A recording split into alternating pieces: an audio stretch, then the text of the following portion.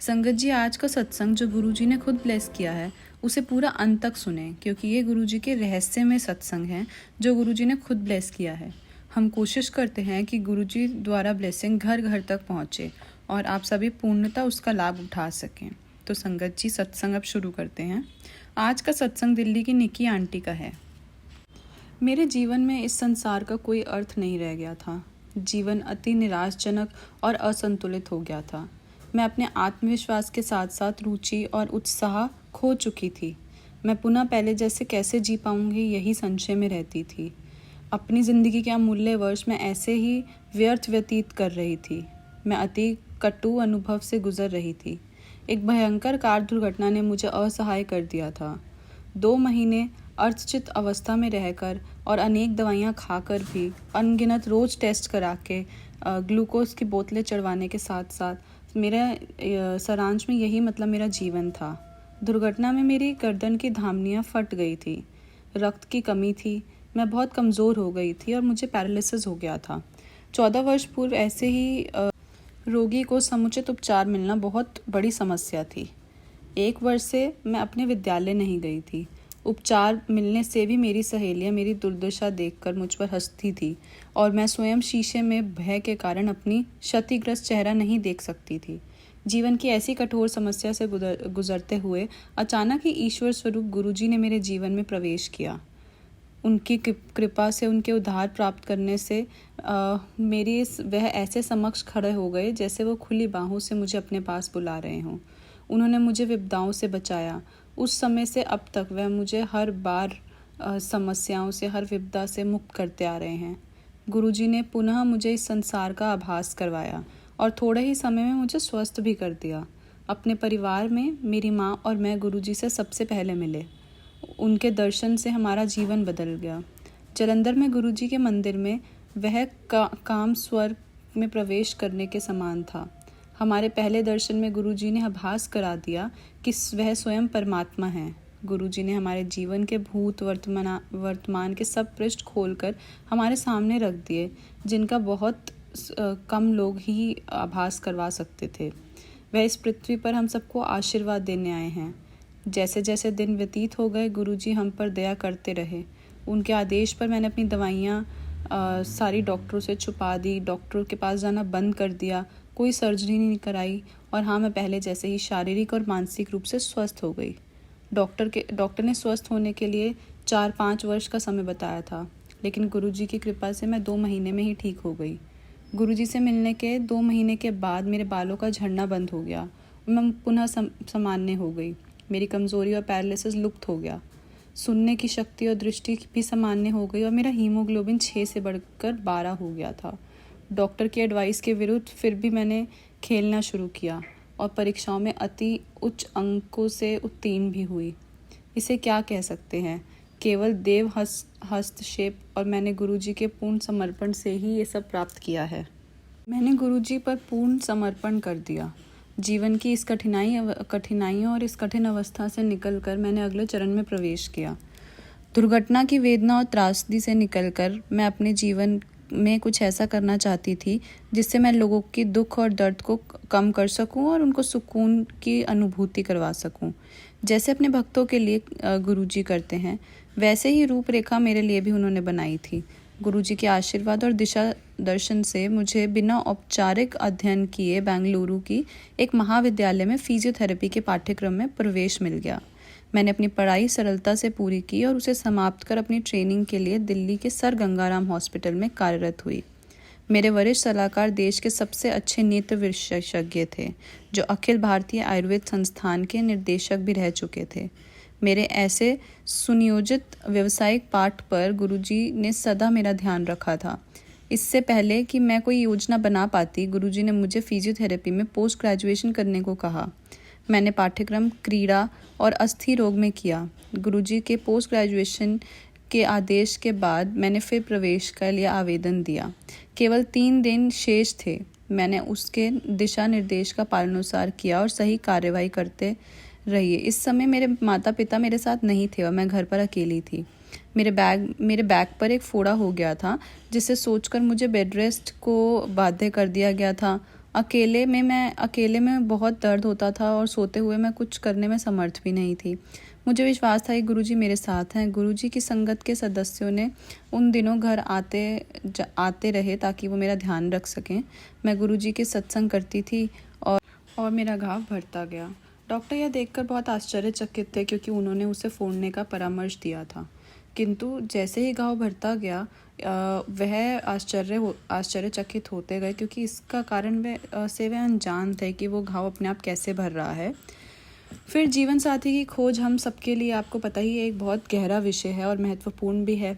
ऐसा ही एक विषय जिसके बारे में मैं सोचा भी नहीं करती थी क्योंकि मुझे अपनी लाइफ में इतना कुछ करना था, अपने आप को सिद्ध करना था। किंतु वो गुरुजी ने मेरी भलाई के लिए मेरे जाने बिना ही मेरे जीवन के सबसे बड़े कार्य के लिए सोचा हुआ था। जब मैं 23 वर्ष की थी तो गुरुजी ने मुझे विवाह करने के लिए 1 माह का समय दिया।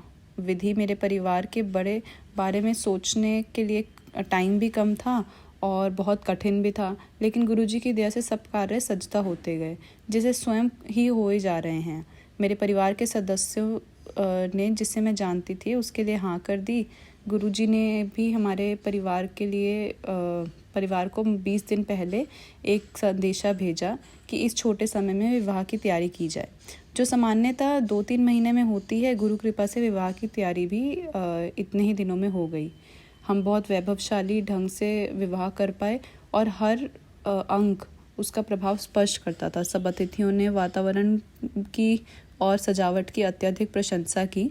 विवाह होते ही गुरुजी ने संगत के एक सदस्य के माध्यम से संदेशा भेजा कि हम दोनों जीवन भर साथ रहेंगे। इससे बड़ी और कौन सी भेंट हो सकती है जब गुरुजी ने जीवन के सबसे महत्वपूर्ण निर्णय को अपना आशीष दे दिया हो, तो चिंता का कोई प्रश्न ही नहीं उठता। विवाह स्थल का विशेष वर्णन करना अनिवार्य है। सामान्यतः दिल्ली में विवाह स्थल बहुत पहले ही रिजर्व करना पड़ता है क्योंकि अच्छे स्थान की सदा कमी रहती है। हालांकि मेरे विवाह के समय में कमी थी, उचित स्थान मिलने में कोई अड़चन नहीं हुई।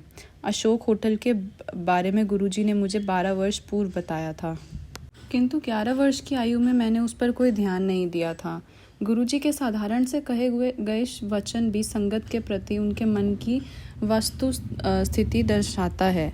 मुझे यह भी पता चला कि उनके औपचारिक से कहे हुए शब्दों में भी अत्यंत गुण ज्ञान छिपा रहता है और उनको कभी भी सुनकर अनसुना नहीं करना चाहिए।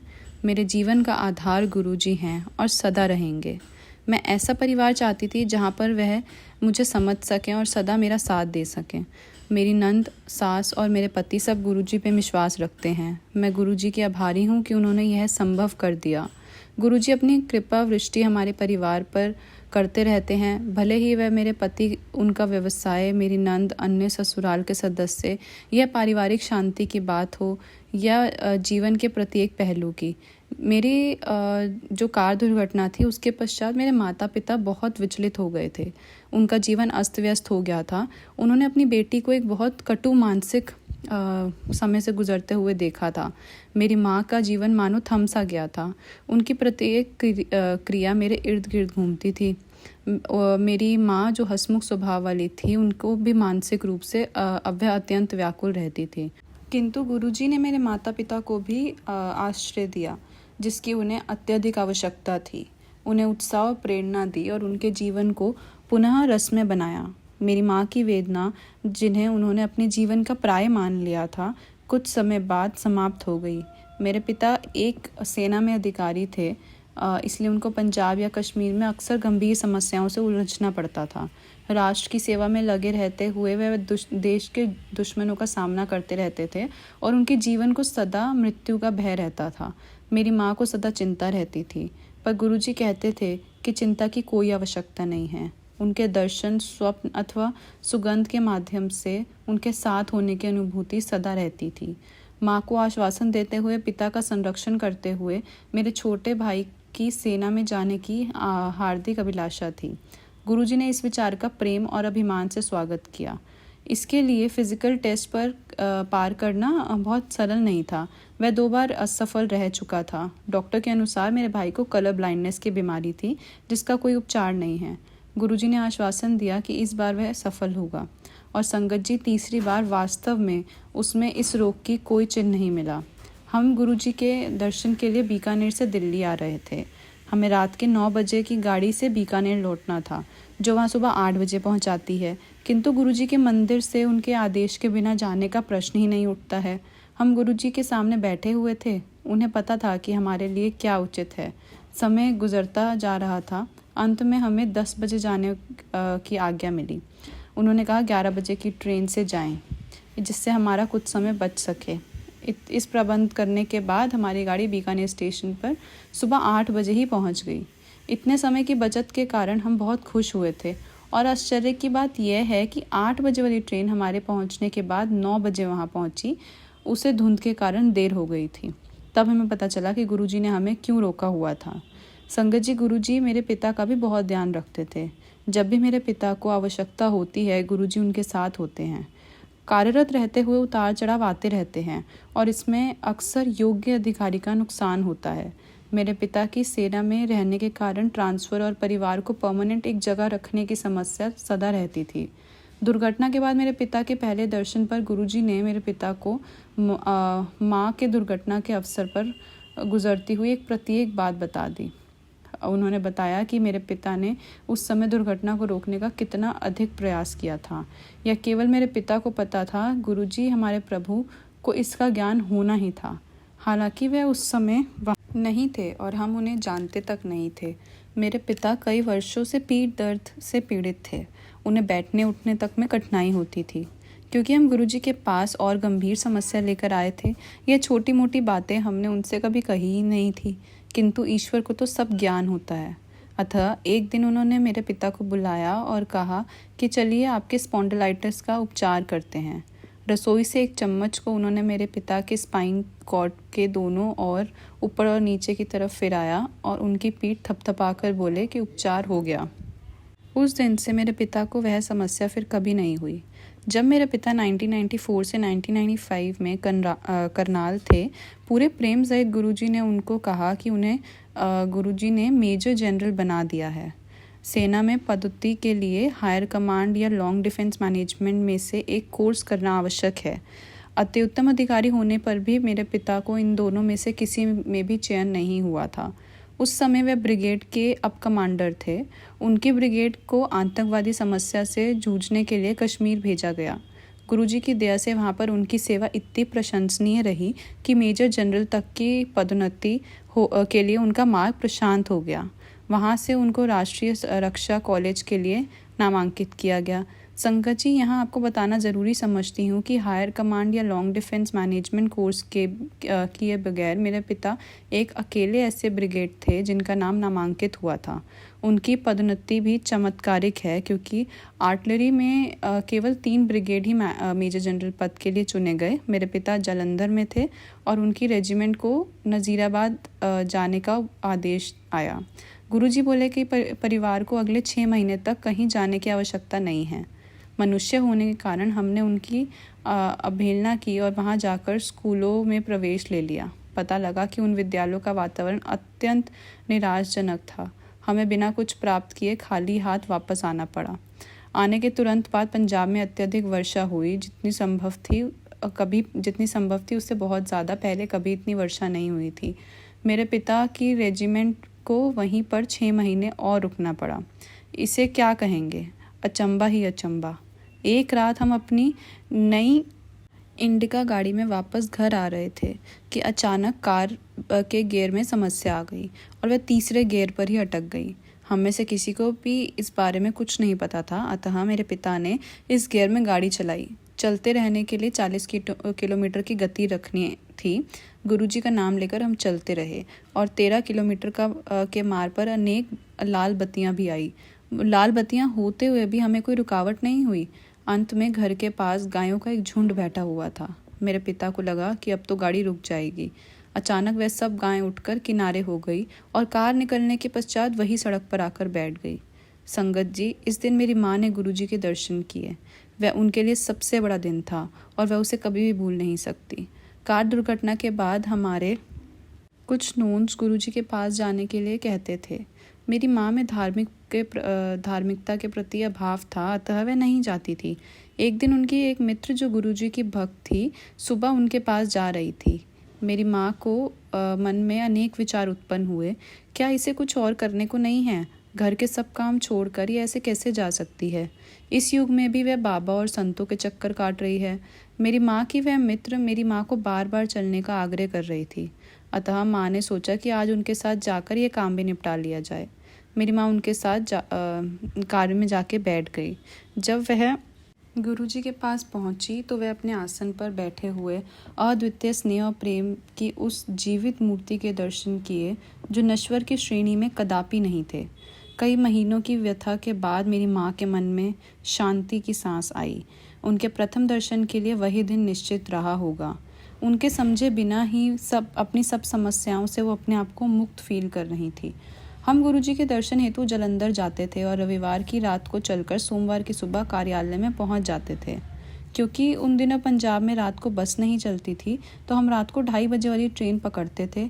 एक दिन जब हम गुरुजी के दर्शन कर रहे थे, मेरे पिता को सुबह 8:30 बजे अपने कार्यालय पहुंचना था, परंतु गुरुजी ने हमें अपने पास बिठा रखा था। ट्रेन का समय निकल चुका था। 3 बजे उन्होंने हमें जाने की आज्ञा दी, यह कहकर कि हम ट्रेन जालंधर छावनी स्टेशन से पकड़ें। अगली ट्रेन 4:15 बजे थी। मेरे पिता के कार्यालय के पहुंचने के समय के बाद ही पहुंचती। 3:15 बजे हम स्टेशन पहुंचे और मेरे पिता टहलते हुए पूछताछ कार्यालय में पहुंचे, जो उस समय बंद होना चाहिए था, किंतु वह खुला हुआ था। उन्होंने जब वहाँ पर अम्बाला जाने वाली ट्रेन या किसी और ट्रेन के बारे में पूछना चाहा तो खिड़की कर बैठे हुए व्यक्ति ने उत्तर दिया कि एक विशेष ट्रेन सिग्नल होने की प्रतीक्षा कर रही है और वह अम्बाला जाएगी। मेरे पिता ने हम सबको जल्दी से अंदर बुलाया और इस समय उस ट्रेन में भी प्लेटफॉर्म पर प्रवेश ही किया था। हम शीघ्रता से ट्रेन में सवार हुए तो देखा कि डिब्बा बिल्कुल खाली था और संभवतः पूरी ट्रेन भी खाली ही थी। सुरक्षा के लिए हमने डिब्बे बंद कर दिए। जब ट्रेन चली तो उसमें कुछ भी सामान्य नहीं था। जालंधर से अम्बाला तक की यात्रा उसने इतनी तीव्र गति से पूर्ण की कि मानो पटरी पर नहीं चल रही थी बल्कि हवा में उड़ रही हो। जब हम कुछ ही घंटों में अम्बाला पहुंचे और मेरे पिता ने स्टेशन मास्टर से पूछा कि वह ट्रेन कहाँ जा रही है तो उसे इसके बारे में कुछ भी ज्ञात नहीं था। कल्पना कीजिए कि स्टेशन मास्टर को अपने स्टेशन पर आई हुई ट्रेन के बारे में ही नहीं पता। बाहर निकलते ही हमें चंडीगढ़ की बस मिल गई और उससे हम 40 मिनट में ही वहाँ पहुँच गए। वहाँ पहुंचकर उसके चालक ने बस अड्डे पे जाकर यात्रियों को एक गोल चक्कर पर उतार दिया, पर किसी भी यात्री ने विरोध नहीं किया। बस के इस बदले हुए मार्ग से हमें पिता का कार्यालय काफ़ी निकट पड़ा। वहाँ उतरने का अवसर मिल गया। मेरे पिता ने चालक से विनती की तो उसने उनको 15 मिनट के बाद हमें चांदी मंदिर के द्वार पर उतारा। जब मेरे पिता ने मुख्यालय में वहाँ विभाग पर फ़ोन किया तो वह सोच रहे थे कि वह अति शीघ्र उनके चालक को ढूंढकर उसे भेज देंगे, जिससे उनके समय की बचत हो जाएगी, किंतु दूसरी ओर से फ़ोन उन्हें चालक नहीं उठाया। जैसे जैसे सब परिस्थितियाँ स्वतः ही ठीक होती गई, मेरे पिता अपने कार्यालय ठीक समय पर पहुंच गए। हमने गुरुजी को धन्यवाद किया।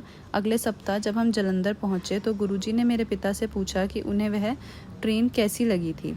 तब हमें पता लगा कि ये यात्रा का वह समय इतना कम कैसे हुआ था। दिव्य हस्तक्षेप के बिना यह हो ही नहीं सकता था। गुरुजी महान हैं और हर मिनट हर सेकंड चमत्कार से परिपूर्ण हैं। कहने को अभी भी बहुत कुछ है। सबको आकर इस आनंद में संसार और प्रभु प्रेम को प्राप्त करना चाहिए। वह हम सबको बुला रहे हैं। हम किसकी प्रतीक्षा कर रहे हैं? गुरुजी में पूर्ण श्रद्धा और समर्पण का भाव रखिए। जय गुरुजी। शुक्राना गुरुजी।